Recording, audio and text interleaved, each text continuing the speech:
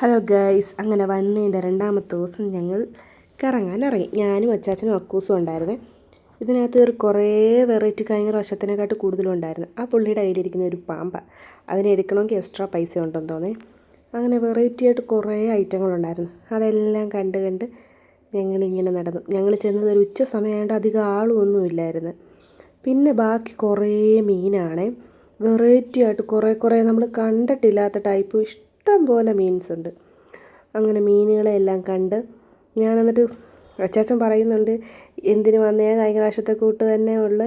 എന്നിട്ട് ഞാനെല്ലാം വേറെ വേറെ മീനിൻ്റെ പേരൊക്കെ പറയുന്നുണ്ട്. ഇതാ മീനാ, ഈ മീനാ, ഇത് ഞാൻ കണ്ടിട്ടുണ്ടെന്നൊക്കെ പറയുന്നുണ്ട്. ഇവിടെ എത്തിയപ്പം നല്ല മഴയായിരുന്നു. പിന്നെ ഒരു ഐസ്ക്രീം കഴിച്ച്, പിന്നെ കുറേ ഫർണിച്ചർ, ബുക്ക്, ഫാൻസി ഐറ്റം, കഴിക്കുന്ന ഐറ്റങ്ങൾ, ഗ്ലാസ്, പാത്രം. ഇതൊരു നൊസ്റ്റാൾജിയ സാധനമാണ്. അങ്ങനെ കുറേ സാധനം ഇവിടുന്ന് മേടിച്ച് തിരിച്ചിറങ്ങിയപ്പോൾ നല്ല മഴയായിരുന്നു. അതുകൊണ്ട് വീഡിയോ എടുക്കാൻ പറ്റിയില്ല. പിന്നെ കാറിൽ കയറി ഇരുന്ന ഈ വീഡിയോ എടുത്ത്.